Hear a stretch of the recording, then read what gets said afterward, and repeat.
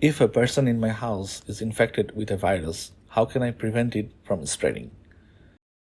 If an infected person remains in a separate room, can we consider that effective at preventing other occupants from being exposed to an infectious disease?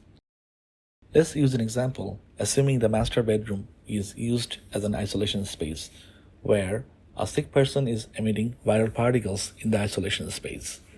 The door between isolation zone and main zone is open. Windows in the isolation and main zones are closed. Central heating and cooling system is on. The isolation zone supply and return grills are open. Under this scenario, there is no pressure differential between the isolation and main zone of the house to contain the virus particles. As a result, virus particles or aerosols containing the viruses will gradually transfer into the main zone through the open door and ductwork of the heating cooling system. This base case shows a worst case scenario where contaminants are not contained in the isolation zone and likely to undergo transfer from the isolation to the main zone. Now, using the example of this base case, let's impose some simple, low-cost controls and interventions to improve containment in the isolation zone by taking the following steps. Keep all windows in the isolation and main zone closed. Close the door between isolation and main zone. Seal off the supply and return grills in the isolation zone. Sealing off the supply grills helps create adequate depressurization in the isolation zone, while sealing of the return grills prevents virus particles from getting transmitted from the isolation to the main zone. If the master bedroom has an attached bathroom with an exhaust fan, run the bath exhaust fan at high speed setting.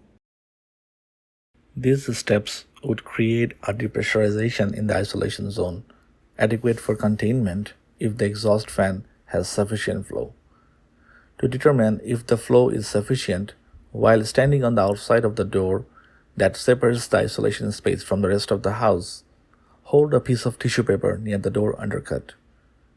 If the tissue paper is pulled into the isolation space, the bath exhaust fan flow may be deemed sufficient.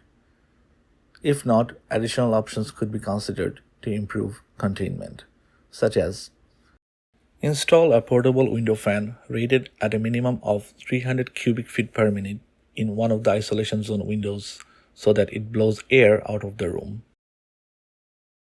Use a portable room air conditioner with the exhaust duct installed in one of the isolation zone windows. While a portable air conditioner can be more expensive than a window fan, this method could be useful in addressing any comfort issues caused by sealing off the supply grills in the isolation zone, which is a key requirement for adequate depressurization and strong containment.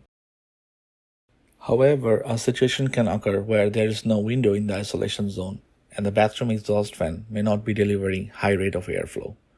In such cases, we could still keep the bathroom exhaust fan running and install the portable window fan in the main zone as a supply fan, meaning it will be blowing air into the main zone.